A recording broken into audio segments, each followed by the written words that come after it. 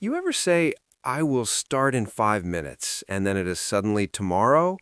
That is procrastination doing what it does best, turning one small task into a whole personality.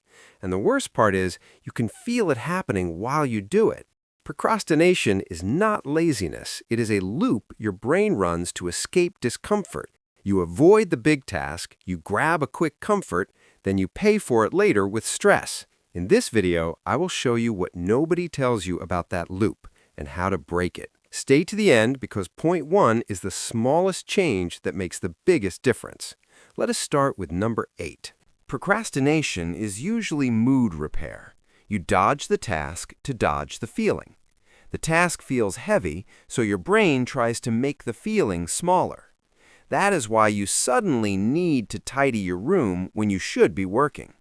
The comfort works fast, so your brain learns, avoid task, feel better. Then time passes, and the stress comes back louder.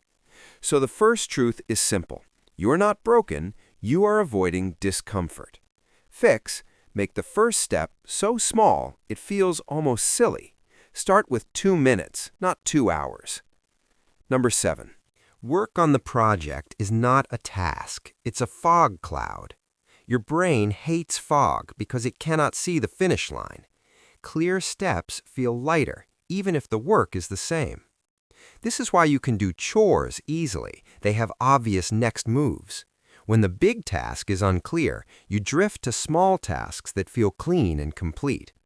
Fix, break it into the next physical action, not the final outcome. Try this today. Set a 10-minute timer and do only step 1. Your brain loves just 10 minutes because it feels safe. Number 6. A lot of procrastination is fear of being seen doing it badly. Your brain treats mistakes like danger, even when it's just a normal draft. So you wait for the perfect mood, the perfect plan, the perfect time. But perfect is a trap. It delays the first ugly version you need. Fix, aim for a bad first draft on purpose. It sounds silly, but it removes the pressure. Once something exists, improving it is much easier than starting it. If you wait for confidence first, you will wait forever. Number 5, and this one gets me too. Your brain makes a deal with future you, and future you never agreed. Later feels like a different person, so the cost does not feel real. That is why I will do it tonight feels so easy to say. Then night arrives and you feel ambushed by your own plan. That shame is fuel for the next procrastination loop. Fix, schedule a start time, not a finish goal. A start time is concrete and your brain respects concrete. Bonus trick, start in a different location so your old habits do not grab the wheel. Number 4. Your brain likes rewards it can feel now, not rewards it might get later. So snacks and scrolling beat long-term goals in a fair fight. Fix, pull the reward closer. Make a checklist where each box is a real step, not a vague wish. Give yourself a tiny win on purpose so your brain stops begging for comfort. Use a 25-minute timer, then stop and take a real break. Breaks feel better when you earn them, not when you escape into them. Tease. Point 3 explains why you keep doing the same delay move even when it hurts.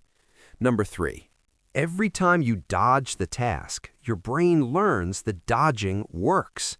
That relief is the reward. It feels like peace, but it is training. Then the task is still there, and now you feel guilty too.